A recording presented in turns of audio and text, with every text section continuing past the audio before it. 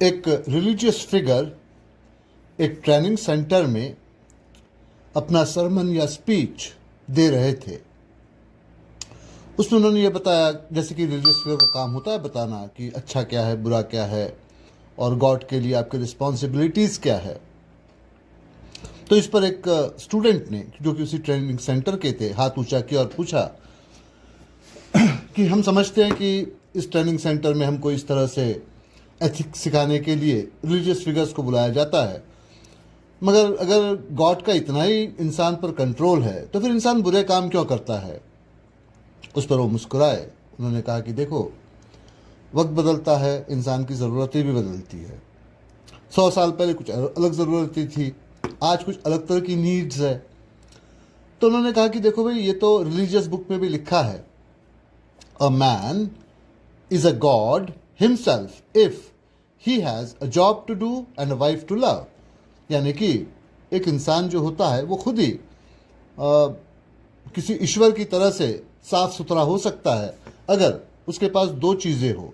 एक तो ये ऐसा जरिया जिससे वो कुछ पैसे कमा सके, कोई काम कर सके, और दूसरा ये कि उसके पास में एक ऐसी लेडी हो, एक ऐसी वाइफ हो जो कि उसको प्यार करती हो। अब उस ट्रेनिंग सेंटर के जो इंचार्ज थे, जैक, जो करीब 32-33 साल के आसपास इनकी उम्र होने को आई थी, वो ये सुनकर मुस्कुराए। उन्होंने कुछ नहीं कहा, मगर वो मुस्कुराए इसलिए कि उनके साथ ये दोनों हादसे हो चुके थे। उनकी वाइफ उनको छोड़कर जा चुकी थी और हाल ही में उनके पास से उनकी नौकरी भी चली गई थी। खैर, जब वो स्पीच वगैरह ख़त्म हुआ तो फिर उन्होंने स्टूडेंट से अपने कुछ बातचीत की और फिर उस ट्रेनिंग सेंटर को उस दिन के लिए उन्होंने बंद किया। घर पर आए। जैसे ही घर पर आए, उनके फ़ोन की बेल बजी। उन्होंने फ़ोन को उठाया। दूसरी तरफ उनके अंकल सैमुअल थे। उन्होंने कहा कि भाई जैक, तुम्हारी यहाँ ज़रूरत पड़ गई है। मैं जानता हूँ कि तुम ये काम नहीं करना चाहते, लेकिन ये बड़ा ज़रूरी काम है। किसी और पे मैं भरोसा नहीं कर सकता हूँ, तो तुम्हें इसी वक्त यूएस में आके मुझसे मिलना है। अब जैक के अंकल सैमुअल ये यूएस में सीआईए के यूरोपियन विंग के इंचार्ज थे। दरअसल मामला कुछ ऐसे था कि सैमुअल ये जैक के फादर के सगे भाई थे, लेकिन उम्र में उनसे थोड़े कम थे। बचपन से ही दोनों भाइयों में कुछ बहुत अदावत रही थी। तो कुछ वक्त तक के तो सैमुअल ने वहाँ काम किया कनाडा में, लेकिन फिर वहाँ से छोड़कर वो यूएस चले आए। कुछ वक्त तक ये यूएस में काम किया, फिर पुलिस को ज्वाइन किया, फिर ऐसे करते करते उनको एफबीआई और वहाँ से फिर सीआईए में ले लिया गया। अच्छे इंसान थे, काबिलियत के साथ काम करते थे। सबसे बड़ी बात है कि डेडिकेटेड थे। अपना घर नहीं बसाया, शादी ब्याह नहीं की, कभी बहुत प्रॉपर्टी जमा नहीं की। उनको उस काम में बड़ा मज़ा आता था। तो खैर उस काम को करते चले गए और फिर अब उनको यूरोप के विंग का, सीआईए का इंचार्ज बना दिया गया था। अब ये जो पीरियड चल रहा था, ये कोल्ड वार का पीरियड था। कोल्ड वार का पीरियड का मतलब यूँ कि यूएसए और रशिया, इनके बीच में कंपटीशन था। आपस में एक दूसरे के एजेंट्स को एक्सपोज करने की वगैरह कोशिश करते थे। डायरेक्ट लड़ाई तो नहीं होती थी, लेकिन इनडायरेक्टली एक दूसरे को नुकसान पहुंचाने की बहुत कोशिश होती थी। केजीबी, जो कि रशिया की सीक्रेट सर्विस थी, और सीआईए, जो कि यूएसए की सीक्रेट सर्विस थी। बहरहाल अंकल सैमुअल वहाँ काम करते रहे। दूसरी तरफ यहाँ कुछ ऐसे हुआ कि जैक के पेरेंट्स की मौत बहुत जल्दी हो गई किसी एक्सीडेंट में, और फिर जैक ने इंडिपेंडेंटली काम करना शुरू किया। अंकल ने उनको कई बार बुलवाया भी, लेकिन जैक ने मना कर दिया। फिर कुछ ऐसे कोइंसिडेंट बने कि जैक ने कैनेडियन पुलिस को ज्वाइन कर लिया। अच्छी तरह से काम किया। उनको एक आध बार यूरोप भेजा गया, जहाँ पर उन्होंने सक्सेसफुली उस काम को किया, इन्वेस्टिगेशन का। लेकिन जब वो लौट के आए तो अकेले नहीं थे, उनके साथ में एक लड़की को भी वो ले आए, जिसका नाम की सोफ़ी था। अब वो सोफ़ी से शादी करना चाहते थे। जैक के कुलजमा जो रिश्तेदार थे वो एक अंकल ही बचे थे, तो उन्होंने सैमुअल को इन्फॉर्म किया। सैमुअल आनंद फानंद कनाडा आए, अपने बिजी स्केड्यूल को छोड़कर जैक से मिले, सोफ़ी से बातचीत की, फिर जैक से अकेले में बात की। उन्होंने कहा कि देखो जैक, लड़की तो ठीक है, लेकिन तुम्हारी प्रॉब्लम ये है कि तुम अभी शादी का मटेरियल नहीं हो। भाई, शादी एक रिस्पॉन्सिबिलिटी होती है। तुम्हारी उम्र भी अभी क्या है, तो मुश्किल से 27-28 साल के हुए हो, तो इतनी जल्दबाजी नहीं करो, थोड़ा वक्त लगाओ, लड़की को रहने दो यहीं पर ही, कोई बात नहीं, और जब तुम्हारा तालमेल बैठ जाए तो शादी कर लेना।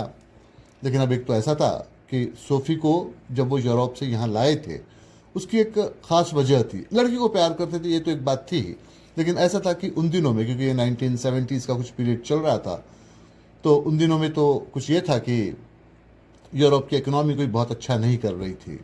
ज़्यादातर यूरोपियंस यूरोप से निकल कर या तो ऑस्ट्रेलिया या यूएसए या कनाडा ऐसे कुछ आना चाहते थे। अब ऑस्ट्रेलिया या यूएस जाना वैसे तो मुमकिन तो था, लेकिन थोड़ा वो एक मुश्किल वाला काम था। कनाडा एक ऐसा देश था जहाँ पर कि यूरोपियंस उस वक्त आसानी से आ सकते थे। वैसे तो देखा जाए तो दुनिया में हर देश में इमिग्रेशन पॉलिसी बदलते रहती है। तो अब जैसे आप इसको ओवरऑल देखें तो आपको ये दिखाई पड़ता है कि ऑस्ट्रेलिया या न्यूजीलैंड, इसके जो नॉर्म्स है, इसकी जो शर्तें हैं वो काफ़ी मुश्किल होती है। ऑन द कॉन्ट्ररी कनाडा थोड़ा सा इजी पड़ जाता है, लेकिन दूसरी बात ये भी है कि आना एक बात है, लेकिन यहाँ अपने आप को सेटल करवाना ये दूसरी बात होती है। बहरहाल जब सोफ़ी को ये पता चला कि जैक कैनेडियन है और वो जैक को प्यार भी करने लग गई थी, तो जैक की भरोसा करके यहाँ वो चली आई थी। अब अगर वो भरोसा करके यहाँ पर चली आई है और उसको यहाँ पर वो अगर उसी तरह से रखते बिना शादी ब्याह के, तो एक तरह से उनकी खुदगर्जी साबित हो जाएगी। तो उन्होंने कहा कि नहीं जी, ये तो नहीं किया जा सकता, शादी में से कर लेता हूँ। खैर अंकल अपने मनमर्जी के खिलाफ उस शादी को उन्होंने करवाया और वहाँ से वो चले गए। अंकल का डर बिल्कुल सही साबित हुआ और 1 साल के अंदर ही सही साबित हुआ। जैक और सोफ़ी के बीच में काफ़ी गलतफहमियाँ पैदा हुई।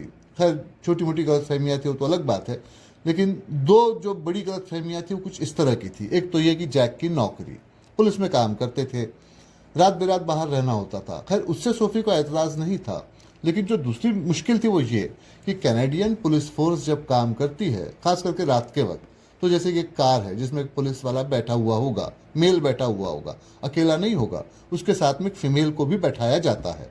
इसकी वजह ये होती है कि अगर आपको किसी फीमेल के अगेंस्ट एक्शन लेना हो तो मेल के लिए तो काम ज़रा मुश्किल हो जाता है, उसके ऊपर चार्जेस लग सकते हैं, फिर फीमेल बैकअप मंगवाना पड़ेगा, तो फीमेल वहाँ पहले से ही हो तो उस तरह से मदद करती है। लेकिन इसमें कईयों बार ऐसा होता है कि आपको अंधेरे में एक कार के अंदर बैठे हुए काफ़ी देर तक वेट करना पड़ता है। अब ये सिचुएशन तो काफ़ी ख़तरनाक हो सकती है कि भाई एक फीमेल के साथ बैठे हो, खास करके तब जब आप शादीशुदा हो। तो इस बात से सोफ़ी को एतराज़ था। दूसरी बात ये कि जैक का खर्च करने के बारे में, पैसे खर्च करने के बारे में कुछ ऐसा फ़लसफ़ा था कि भाई इंसान कम पैसों में भी एंजॉय कर सकता है, पैसों को थोड़ा बचाना चाहिए, बिना मतलब खर्च करने का क्या मतलब है। जबकि सोफ़ी का सोचना यूँ था कि आदमी जवान हमेशा नहीं रहता, बस एक ही बार जवान होता है, बाद में तो फिर धीरे धीरे उम्र ढलने लगती है। बुढ़ापे में पैसे खर्च करके आप क्या करोगे, तो इसी उम्र में थोड़ा पैसों को खर्च करके एंजॉय करना चाहिए। बहरहाल इस तरह की जो ना इत्तफाकी होती है, डिस्प्यूट्स होते हैं, वो हस्बैंड वाइफ में होना कोई बड़ी बात तो नहीं है, आम बात होती है। आमतौर पर ऐसे होता है कि या तो घर में कोई बड़ा बुजुर्ग हो या फिर आपको कोई बच्चा हो, तो फिर इस तरह के डिस्प्यूट्स तो कई बार टल जाते हैं। कई बार लोग ऐसे कहते भी हैं कि भाई हमने अपने ख़ानदान की इज़्ज़त के लिए शादी को कंटिन्यू कर लिया या बच्चों का मुंह देख के तलाक नहीं लिया, लेकिन वो बात नहीं होती, वो तो मुंह दिखाई वाली बात होती है। होता ऐसा है कि जिसके साथ आप रहते हो उससे आपको थोड़ा सा लगाव हो जाता है, फिर आप उसके साथ में अच्छे बुरे दिन किसी तरह से काटते हुए आगे बढ़ते चले जाते हो, ज़िंदगी ऐसे ही चलती है।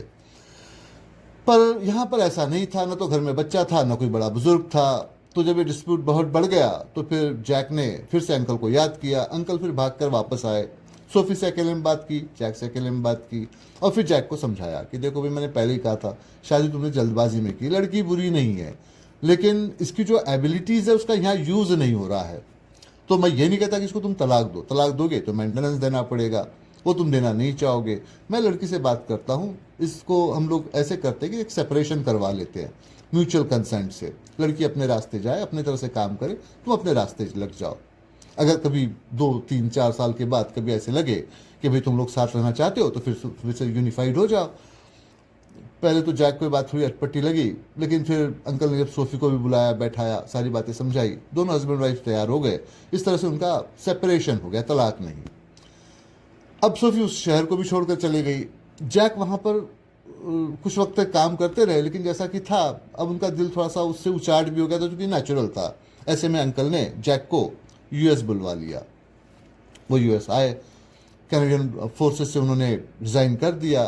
तो अंकल ने, जैसे कि वो सीआईए के अब हेड बन गए थे उस एरिया के, तो धीरे धीरे करके जैक को रिक्रूट करवाया, उनसे काम करवाया। जैक में एबिलिटी तो थी, इसमें तो कोई शक नहीं था, तो तभी तो उनको कैनेडियन फोर्सेस ने वहाँ भेजा हुआ था यूरोप में काम करने के लिए, तो वो एबिलिटी तो उनमें थी। तो उन्होंने जैक को कुछ ट्रेन किया, 2 बार उनको इस तरह से यूरोप भी भेजा गया, दोनों बार उन्होंने अच्छी तरह से काम किया। लेकिन अब जैक की समझ में आया कि अंकल ने शादी क्यों नहीं की, क्योंकि सीआईए का काम दिखने में ऊपर से इतना फ्लैशी चमकदार लगता था, उतना था नहीं। इसमें हमेशा प्रेशर बना रहता था और जाहिर सी बात थी कि आपकी ज़िंदगी हैरान परेशान करती। अब जैक ये भी समझ गए थे कि अंकल एक ऐसे रास्ते पर आगे बढ़ गए हैं सैमुअल, कि जहां से वापस लौटना मुमकिन नहीं था। वो काफ़ी हाई पोजीशन पे आ गए थे, लेकिन जैक के साथ ये बात नहीं थी। वो इनिशियल लेवल पे काम कर रहे थे। जैसा कि शुरू में बताया जा चुका है कि जैक को पैसों से कोई लगाव नहीं था, और नहीं वो ऐसा मानते थे कि ज़िंदगी को एंजॉय करने के लिए बहुत पैसे होने चाहिए। तो जैक ने एक दिन अंकल से कहा कि देखिए सर, ये काम मैंने कर लिया आपके कहने पर, लेकिन ये मेरे लायक नहीं है, या मैं इस काम के लायक नहीं हूँ। अपनी ज़िंदगी को मैं जीना चाहता हूँ। भाई आदमी एक ही बार जवान होता है, अब मेरी उम्र भी कुछ 32-33 साल की तो होने को आई है, तो मैं सीआईए को छोड़ना चाहता हूँ। तो अंकल ने कहा ये कोई क्लब है कि अभी ज्वाइन कर लिया, अभी छोड़ दिया।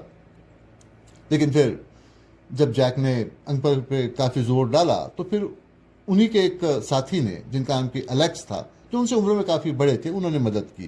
दरअसल ऐसे हुआ था कि जैक को जब अपॉइंट किया गया था सीआईए में, तो उसका एक रूल ये होता है कि जो आपको अपॉइंट करता है उसको एक थर्ड एजेंट की भी वहाँ सिग्नेचर चाहिए होती है, जो कि आपकी गारंटी दे सके कि आप ठीक से काम कर सकते हो। तो ये गारंटी एलेक्स ने उस वक्त दी थी जैक के लिए। और अब जब जैक जाना चाहते थे, तो उसी एजेंट की वहाँ पर गारंटी की ज़रूरत थी कि भाई ये आदमी किसी चीज़ को बाहर जाके एक्सपोज नहीं करेगा, इसको रिलीज़ किया जाता है। हालांकि ये नॉर्म्स के खिलाफ था, लेकिन एलेक्स ने उस पर साइन कर दी। उन्होंने कहा कि ठीक है भाई, वो जाना चाहते हैं, उनको जाने दीजिए, क्यों उनकी ज़िंदगी आप ख़राब करते हैं। आपने शादी नहीं की, इसकी शादी टूट गई, अब ये अलग तरह से ज़िंदगी जीना चाहता है, छोड़ दीजिए इसको। फिर एलेक्स को वहाँ से रिलीज कर दिया गया। एलेक्स लौट के कनाडा आए, उन्होंने अपना एक ट्रेनिंग सेंटर खोला। इतना एक्सपीरियंस था, ट्रेनिंग सेंटर चलता था। अब देखिए, जैक का जो कैरेक्टर था वो थोड़ा सा ड्यूबियस तो नहीं था, लेकिन एक कॉम्प्लेक्स तरह का कैरेक्टर था। कुछ लोग होते हैं इस तरह के, शादी ब्याह की जिम्मेदारी लेना नहीं चाहते थे, इल कैरेक्टर नहीं थे, लिमिट कभी क्रॉस नहीं करते थे, लेकिन फीमेल से फ्लर्ट करने में उनको बड़ा मज़ा भी आता था। तो जैक ने जब ट्रेनिंग सेंटर खोला तो वहाँ बहुत सारे फीमेल स्टूडेंट्स भी आया करते थे। अब उनकी उम्र तो कोई बहुत ज़्यादा नहीं, 32-33 की थी, और जो लोग आते थे वहाँ ट्रेनिंग लेने वो भी कोई 27-28 साल के होते थे। जैक उनसे बोल बताकर, हंसी मजाक करके अपना टेंशन रिलीव कर लेते, दिल ही दिल में बड़े खुश होते। कई बार ऐसे भी होता कि जो फीमेल्स होती वो समझती कि भाई आज नहीं कल जैक उनके लिए हाँ कह देंगे। अब हाँ कैसे कहेंगे, जैक का तलाक तो हुआ नहीं था, सिर्फ सेपरेशन ही हुआ था। अब ये बात किसी को वहाँ पता भी नहीं थी। बहरहाल वो लोग इस उम्मीद में होते कि कभी ना कभी जैक उनकी झोली में आके टपक पड़ेंगे। वो नौबत कभी आती नहीं थी। जैक उनसे हंसी मजाक करते, फ्लर्ट करते, वो अपने रास्ते, जैक अपने रास्ते, इस तरह से मामला चला जा रहा था। और अब अंकल ने जैक को बुलाया है, तो जैक गए वहाँ पर। तो अंकल ने कहा कि देखो भाई, अभी जिस तरह का एक कोल्ड वॉर का पीरियड चल रहा है, एक दूसरे के एजेंट्स को एक्सपोज किया जा रहा है। अब मुझे यहाँ से कुछ इंपॉर्टेंट डॉक्यूमेंट लेके एलेक्स को ईस्ट जर्मनी भेजना है, जहाँ की डॉक्यूमेंट उसको किसी के हैंड ओवर करने हैं। डॉक्यूमेंट बड़े इंपॉर्टेंट है। अब जाहिर सी बात है कि एलेक्स अगर वहाँ जाएगा तो उस पर लोगों की नज़र रहेगी, तो डिस्ट्रैक्टर की तरह से उनका ख्याल खींचने के लिए तुम्हें भेजा जा रहा है। ये बात जग जाहिर हो चुकी है कि तुम सीआईए छोड़ चुके हो। तो सीधी सी बात है कि अगर तुम वहाँ जाते हो तो तुमको कोई इतना इंपॉर्टेंस तो देगा नहीं कुछ दिनों तक के, लेकिन जब तुमको वहाँ देखा जाएगा तो तुमको पकड़ने की कोशिश की जाएगी, पूछताछ करने की कोशिश की जाएगी। जान का खतरा नहीं रहेगा, क्योंकि अब तुम सीआईए के एजेंट ही नहीं हो। और ख़तरा इसलिए भी ज़्यादा नहीं रहेगा क्योंकि तुमको जो मैं डॉक्यूमेंट दे रहा हूँ ये फेक डॉक्यूमेंट है, इसमें कुछ भी नहीं है। अगर ये उनके हाथ पड़ भी जाए तो कोई फ़र्क नहीं पड़ेगा। अव्वल तो तुमको पकड़ा नहीं जाएगा, डॉक्यूमेंट चुराने की कोशिश की जाएगी, लेकिन अगर पकड़ा भी जाए तो बिना हिल हुज्जत के वो डॉक्यूमेंट उनके हवाले कर देना और वहाँ से तुम निकल आना, बात ख़त्म हो जाएगी। भाई अब तक के तो यही होता आया है। सीआईए और केजीबी के लोग हैं, एक दूसरे को गिरफ्तार करने की कोशिश करते हैं, पकड़ने की कोशिश करते हैं, मारने की कोशिश आज तक कभी किसी ने नहीं की है। तो इस तरह से काम हो जाएगा। अब वैसे तो जैक न जाना चाहे, लेकिन मामला एलेक्स का था। एलेक्स ने 2 बार उन पर एहसान किया था, एक बार तो जॉब ज्वाइन करते वक्त, दूसरा जॉब छोड़ते वक्त। तो जैक ने कहा कि चलो ठीक है भाई, इस काम को मैं कर लेता हूँ। लेकिन जैक का कॉन्फिडेंस या उनके अंकल सैमुअल का कॉन्फिडेंस इतना हाई न रहा होता अगर उनको ये पता होता कि वहाँ से हज़ारों किलोमीटर की दूरी पर रशिया में इस वक्त एक मीटिंग चल रही है, और उस मीटिंग में बोरिस पार्टिसिपेट कर रहे हैं, जो कि केजीबी के एजेंट हैं।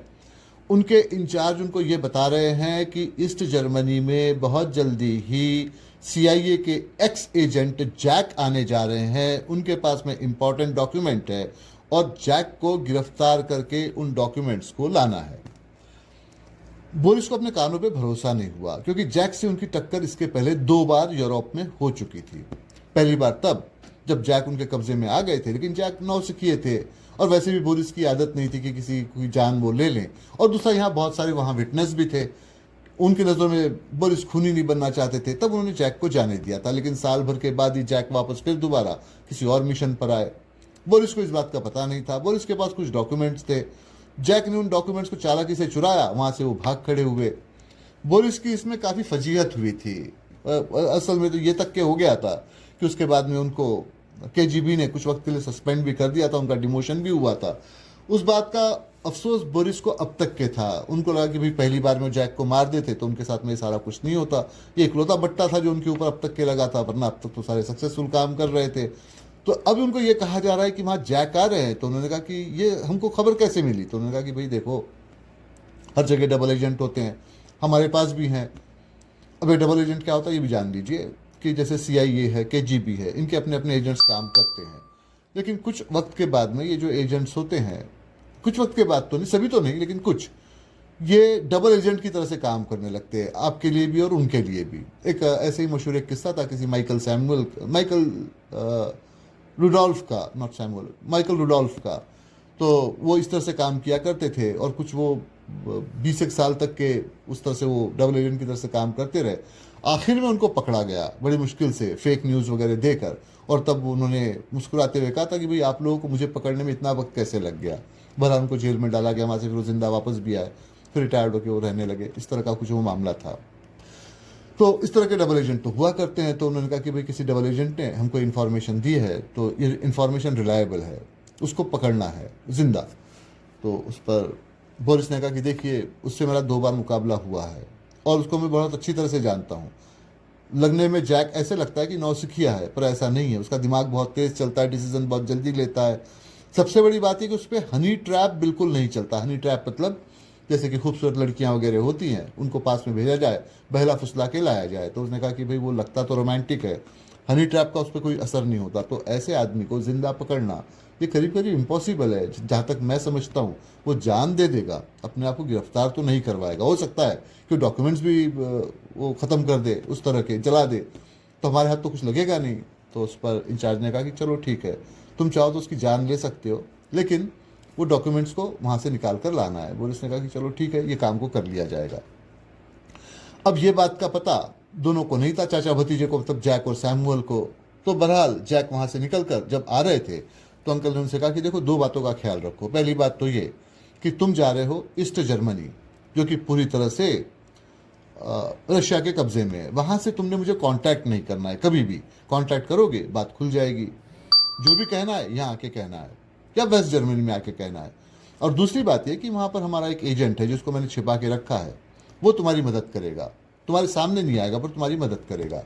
तो जैक ने उस एजेंट के बारे में पूछा, तो अंकल ने मुस्कुराते हुए कहा कि देखो, तुम मेरे भतीजे हो, सारी बातें मैं तुमको बताता हूँ, पर ये नहीं बता सकता हूँ, क्योंकि अगर वहाँ तुम किसी वजह से पकड़े जाओ और फिर कभी ये बात खुल जाए, तुम्हारे साथ वो एजेंट भी मुश्किल में आ जाएगा। उसको प्लांट करने में मैंने काफ़ी मेहनत की है, तो उसको वैसे ही रहने दो, बस तुम्हारी मदद करेगा, भरोसे का है, बस मैं ये कह सकता हूँ। अब इस जर्मनी के बारे में भी जान लीजिए कि जैक उसको लेके इतना परेशान क्यों थे। तो सेकेंड वर्ल्ड वॉर में जब जर्मनी हार गया, हिटलर साहब ने सुसाइड कर लिया, और ये हुआ कि जर्मनी के ईस्ट से रशिया और वेस्ट से US, इंग्लैंड, इनकी फोर्सेस आगे बढ़ी। इन्होंने करीब करीब जर्मनी के 2 हिस्से कर लिए, ईस्ट और वेस्ट। जैसे कि बात है, ईस्ट का हिस्सा तो रशिया के हिस्से में आया और वेस्ट का हिस्सा जर्मनी के हिस्से में आया। अब यहाँ पर कुछ यूँ हुआ कि स्टालिन साहब ने तो पहले ही कह दिया था कि भाई इस लड़ाई में बहुत खर्च हुआ है और ये सब हुआ है जर्मनी की वजह से, तो पैसा भी जर्मनी ही देगा। लेकिन जर्मनी देगा कैसे? क्योंकि जर्मनी की जो फाइनेंशियल या इकोनॉमिकल कैपिटल थी वो था बर्लिन, जो कि उसकी कैपिटल भी थी, और वो था ईस्ट में, और वो पूरा का पूरा तो इनके पास था, रशिया के पास। तो उस पर US ने कहा कि भाई साहब, आपने पूरा का पूरा वो ले लिया है बर्लिन, और हमको छोटे मोटे ऐसे गांव मिले हैं, तो हम उतना खर्च कैसे निकालेंगे? तो खैर वो थोड़ा सा डिस्कशन हुआ और फिर ये तय हुआ कि जिस तरह से जर्मनी के 2 हिस्से हुए हैं उस तरह से बर्लिन के भी 2 हिस्से होंगे, ईस्ट और वेस्ट, वो कर लिए गए। लेकिन अब मुश्किल ये थी कि वो जो पूरा का पूरा बर्लिन था, चाहे वो ईस्ट हो चाहे वेस्ट हो, वो तो पूरी तरह से ईस्ट जर्मनी में था जो कि रशिया के कंट्रोल में था। कुछ अरसे के बाद में पावर चेंजेस हुए, जैसे कि एग्जाम्पल के लिए इंग्लैंड में विंस्टन चर्चिल इलेक्शन हार गए, एडली इलेक्शन में आ गए, जीत कर आ गए। अब इस तरफ तो स्टालिन अपनी जगह पर थे, उनके दिमाग में बेईमानी आई।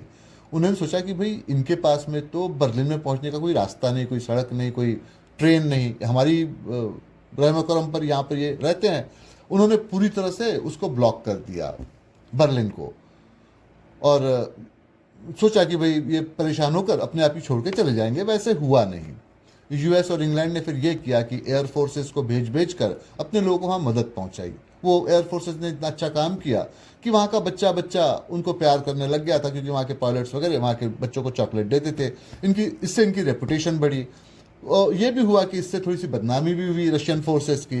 तो स्टालिन को लगा कि इससे तो मुश्किल हो जाएगी। उन्होंने कहा कि ठीक है साहब, ये सब करने की ज़रूरत नहीं, ये सड़क, ये जो रेलवे लाइन है ये आपको दी जाती है, ये मदद आप यहाँ पहुँचाते रहिए। खैर वो उस तरह से होने लगा। लेकिन अब जैसे कि ये था कि ईस्टर्न जर्मनी या ईस्टर्न बर्लिन में भी पूरी तरह से कम्युनिज्म था जो कि रशिया के कंट्रोल में था।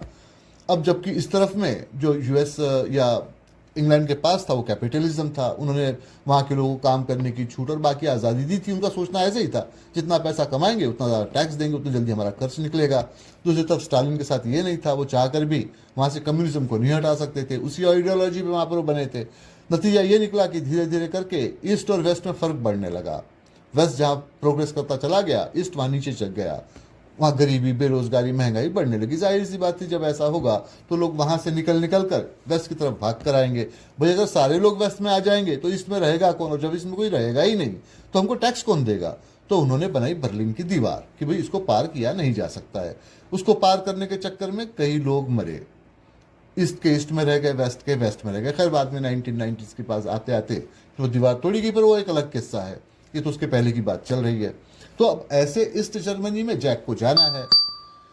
खैर जैक वहां पर पहुंचे और जब वो एयरपोर्ट पर पहुंचे तो उन पर अटैक हो गया। जैक वहां से निकलकर भागे, क्योंकि अंकल ने उनको एक स्केड्यूल दे रखा था कि एयरपोर्ट से निकल के उनको कहाँ जाना है। तो वहां से निकलकर वो एयरपोर्ट से निकलकर वहां वो पहुंचे अपने हाइड आउट पर, और वो सोचने लगे कि ये कैसे हुआ। भाई एक तो ये था कि मुझे गिरफ्तार किया जाना था, दूसरी बात है कि मेरे पास फेक डॉक्यूमेंट्स हैं, तो बिना जाने से समझे मेरे ऊपर अटैक कर रहा है। और इतनी जल्दी इनको पता भी चल गया कि मैं आ गया हूं, तो जरूर यहाँ कुछ तो गड़बड़ है, कहीं ना कहीं से खबर लीक हुई है।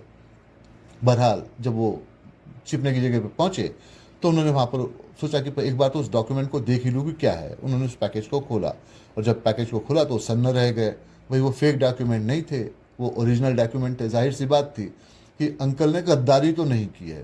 भाई देश के साथ गद्दारी करेंगे, भतीजे के साथ कैसे गद्दारी करेंगे। तो ये मिस्टेक से हुआ है। अंकल ने किया ये है, दोनों पैकेज एक जैसे दिखते थे, जैक को दे दिया असली पैकेज और शायद एलेक्स को थमा दिया नकली पैकेज। एक तो ये मुसीबत हो गई है, और दूसरी बात ये कि इसके अलावा ऐसा कोई है जो डबल एजेंट की तरह से काम कर रहा है, वरना उनके आने का पता इतने जल्दी तो नहीं चलता। तो अगर उनके एयरपोर्ट पे आने का पता चल गया है तो इसका ये मतलब भी है कि उनके यहाँ छिपे होने का पता भी चल सकता है। तो अब क्या किया जाए। तो ऐसे में उनको फिर एक मैसेज मिला, एक एनवेलप मिला। उसको खोल कर देखा तो वो उसी एजेंट का था जिसके बारे में अंकल ने कहा था कि वो यहाँ छिपा हुआ है, तुम्हारी मदद करेगा। उसने लिखा था कि भाई ये मिशन एक्सपोज हो गया है, पुराने जितने भी तुम्हारे प्लान्स थे वो कैंसिल, यहाँ से निकलकर तुम जल्दी से जल्दी जाओ, और एक जगह का पता बताया गया था वहाँ पहुँचो, वहाँ तुमको एक नया इंस्ट्रक्शन मिलेगा। फिर अब जैक वहाँ से निकलकर भागे। जब वो गए जा ही रहे थे तो उन्होंने देखा कि भाई वहाँ पर ईस्ट जर्मनी की पुलिस और बाकी के लोग वहाँ पहुँच रहे। जाहिर था कि उनको ही गिरफ्तार करने के लिए पहुँचे थे। इसका मतलब है कि जो डबल एजेंट था अपने काम को तो बखूबी कर रहा था, और ये भी था कि जो यहाँ छिपा हुआ एजेंट था वो शायद डबल एजेंट तो हो ही नहीं सकता था, वरना वो इनको इस तरह से तो ना बचाता।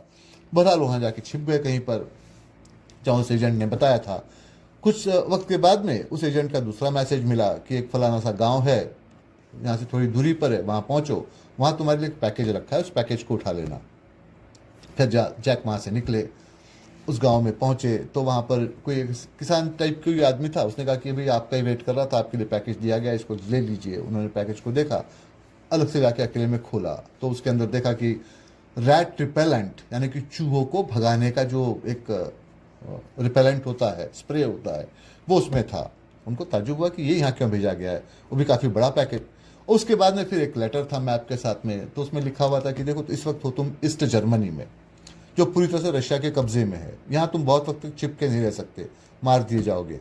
यहाँ से निकलने का रास्ता और कोई नहीं है, क्योंकि वो तो बर्लिन की दीवार है, वहाँ से कोई निकल के नहीं जा सकता। कई लोग वहाँ मारे गए हैं, हर साल लोग मारे जाते हैं। तो अब इस गांव से थोड़ी दूरी पर एक जगह है, खुला सा मैदान है, जो ईस्ट और वेस्ट जर्मनी के बीच का है। उस पर कोई बॉर्डर नहीं, कोई बैरियर नहीं। लेकिन इस चक्कर में मत पड़ो, क्योंकि सेकेंड वर्ल्ड वॉर में वहाँ काफ़ी बम्बार्डिंग हुई थी। वो पूरा का पूरा फील्ड अभी भी उस तरह के माइंस और बॉम्ब से भरा हुआ है।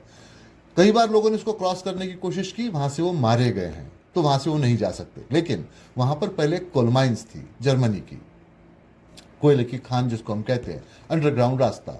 उसको जल्दबाजी में सेकेंड वर्ल्ड वॉर के बंद नहीं किया गया, अभी भी वो वैसे ही है। तो वो करीब आधा किलोमीटर के आसपास है, ईस्ट से निकलती है और वेस्ट में आके ओपन होती है। ये बात का पता किसी को नहीं है, बहुत कम लोगों को है, और जिनको है वो ज़्यादातर लोग मारे गए हैं। लेकिन वहाँ से निकलना इतना आसान भी नहीं है, कि उसके अंदर में वाइल्ड रैट्स पाए जाते हैं, जंगली चूहे हज़ारों के नंबर्स में, और इंसान को तो कई बार वो जिंदा हालत में भी खा जाते हैं। तो उनको भगाने के लिए रैट रिपेलेंट का काम लिया जा सकता है, यही तुम्हारे काम में आएगा। अब जैक ने, अब उसके पास कोई चारा नहीं था, उस एजेंट पे भरोसा करना उनको ज़रूरी भी था। तो खैर वो रैट रिपेलेंट लेकर वहाँ पहुँचे। देखा कि वाकई मैदान तो काफ़ी खुला हुआ है, कोई भी इंसान लालच में वहाँ से जा सकता है, लेकिन जैसा कि बताया जा चुका है, वहाँ तो काफ़ी लोग मर चुके थे। तो खैर वो किसी तरह से उन्होंने ढूंढा उस टनल को, उस माइन को, और वहाँ से फिर वो अंदर जाने लगे। जब वो अंदर गए तो वाकई वहाँ पे बहुत सारे जो वाइल्ड रैट्स थे वो थे। इन्होंने रिपेलेंट का इस्तेमाल किया, रैट्स को यहाँ वहाँ से वो भगवाया, और फिर धीरे धीरे करके किसी तरह से उन्होंने पार किया। तो कई बार उन्होंने देखा भी कि उस माइन में भी कुछ एक दो ह्यूमन स्केलेटॉन, यानी कि इंसानी जो पिंजर होता है, ढांचा होता है, वो उनको दिखाई पड़ा। तो सीधी सी बात थी कि कुछ लोगों को इस माइन के बारे में पता था, वहाँ से वो निकल के भागने की कोशिश कर रहे थे। रैट के बारे में, चूहों के बारे में शायद उनको पता नहीं था, पता हो भी नहीं सकता था, कैसे बताएंगे। जो बता सकते थे वो तो अंदर मर चुके थे पहले ही। तो उनकी वहाँ पर कुछ डेड बॉडीज, कुछ अतखाई हुई और कुछ इस तरह के स्केलेटॉन वगैरह थे। खैर वो किस तरह से वहाँ से निकल कर बाहर आए। तो अब उसमें जो पैकेज मिला था उसमें लिखा हुआ था कि जब तुम बाहर आ जाओगे तो बैठ के वेट करना, तुमको लाने के लिए कार दी जाएगी जो तुमको वहाँ से निकाल कर लाएगी। अब वहाँ वो जाके बैठ गए।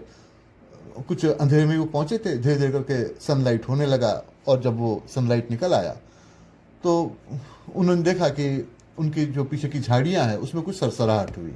उसमें से एक शख्स बाहर निकल कर आए, और ये थे बोरिस। उनके हाथ में गन थी। बोरिस ने कहा कि देखो जैक, तुमको जिंदा पकड़ लूँ ये तो मुझे लगा नहीं था, लेकिन अब चलो तुम मेरे हाथ में जिंदा आई गए हो तो बहुत अच्छी बात है।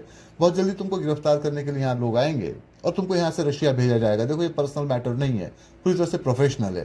भाई एक बार तुमने मुझे धोखा दिया था, मेरे पास से डॉक्यूमेंट चुरा के ले गए थे, अब के बारे में मैंने तुमको पकड़ लिया है यहाँ पर। वही लोग तुमसे डॉक्यूमेंट वगैरह लेंगे, वही तुमसे सारी बातें भी निकलवा लेंगे। तो जैक ने कहा कि तुमको यहाँ का पता कैसे चला? तो उसने कहा कि देखो, तुमको मैंने अच्छी तरह से स्टडी किया है। मैं जानता था कि जब तुम यहाँ पर आ गए और एयरपोर्ट से निकलकर बचकर भाग लिए, तो मैं ये समझ गया कि भाई तुम अब यहाँ से इस मिशन को ऑफ करके निकलोगे, क्योंकि दूसरी जगह पर जब हमने पुलिस को भेजा वहाँ तो तुम थे ही नहीं।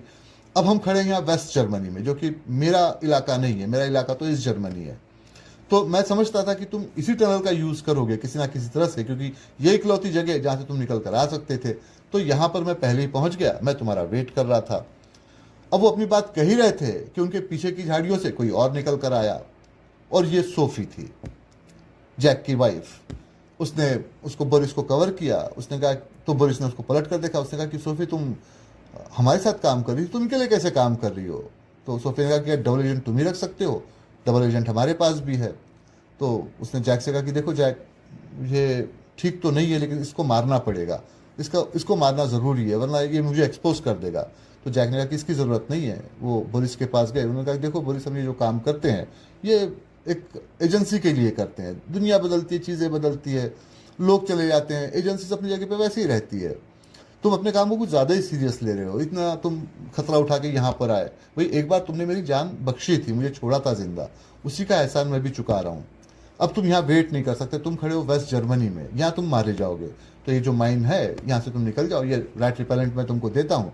अब जाके तुम अपने लोगों को कैसे समझाओगे ये तुम पे डिपेंड करता है। अच्छा तो ये होगा कि इस नौकरी को तुम छोड़ो, कहीं और जाओ मेरी तरह से और काम करते रहो। खैर बोरिस ने उनको थैंक्स कहा और वहाँ से फिर वो चले गए। तो फिर जैक ने सोफी से पूछा कि भाई तुम यहाँ कैसे पहुँच गई? तो उसने कहा कि अंकल ने जब तुमसे मुझे अलहदा करवाया था तो फिर थोड़ी ट्रेनिंग देकर सीआईए के लिए उन्होंने रिक्रूट कर लिया। अब चूंकि मैं यूरोप से आई थी, रोमानिया कंट्री से, और रशियन लैंग्वेज को बोलती थी, तो उन्होंने फिर मुझे धीरे धीरे करके प्लांट करके इनके एलिमेंट्री लेवल पर कुछ केजीबी के साथ काम करवाने लगवा दिया। लेकिन मैं अंकल को सारी इन्फॉर्मेशन देती रहती थी, तो इससे मैं ये काम को कर रही थी। लेकिन अब तो मेरा जो कवर है वो एक्सपोज हो गया है, मैं यहाँ फंस गई हूँ। बहरहाल कुछ वक्त के बाद में उनको वहाँ पर मदद पहुँची। यहाँ से वो वेस्ट जर्मनी पहुँचे, सैमुअल से बात की, और सैमुअल से बात करने के बाद में वो वापस फिर यूएस आए।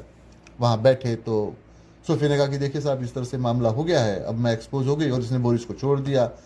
तो अंकल ने घूर के जैक को देखा। जैक ने कहा देखिए सर, मैं काम करता हूँ, पर जान लेना ये मेरा काम नहीं है। वैसे भी वो अपने कंट्री के लिए काम कर रहा था, वो भी एक नौकरी कर रहा था। अगर वो मुझे पहली बार ही मार देता तो मैं इस तरह से काम तो नहीं कर पाता, उसी का एहसान मैंने उतारा है। तो खैर अंकल चुप रहे। उन्होंने कहा ठीक है भाई, अब अगर तुम दोनों एजेंट मेरे हाथ से निकलते हो तो ये बहुत ही अफसोस की बात है, पर चलो ठीक है, अब तुम लोगों में आपस में समझौता हो गया, एक शादीशुदा ज़िंदगी तुम जी सकोगे। उन्होंने अपने पास से कुछ पैसे निकाले, उनको दिए कि देखो मैंने बहुत पैसे तो नहीं बनाए, लेकिन तुम अब इकलौते मेरे भतीजे बच्चे हो, मेरा कोई बच्चा वगैरह है नहीं, तो जाओ अपनी ज़िंदगी को शुरू करो।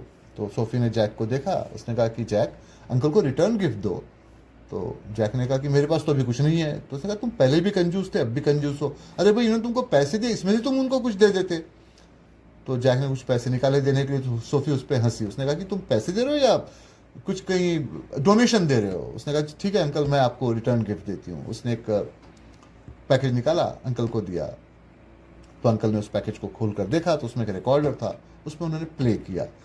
जब प्ले किया तो उसमें एलेक्स की आवाज़ थी, जो कि किसी को इन्फॉर्म कर रहा था कि भाई देखिए वहाँ जैक असली डॉक्यूमेंट के साथ आ रहा है, मैंने डॉक्यूमेंट बदल दिए हैं, मैं वहाँ पर नहीं आऊँगा, वहाँ पर जैक आएगा, और जब जैक वहाँ आएगा तो आप उसको गिरफ्तार करके उन डॉक्यूमेंट्स को ले सकते हैं। इस तरह से आपको मुझसे डॉक्यूमेंट लेने की अब ज़रूरत नहीं पड़ेगी, हो सकता है कि शायद मैं वहाँ आऊँ ही ना।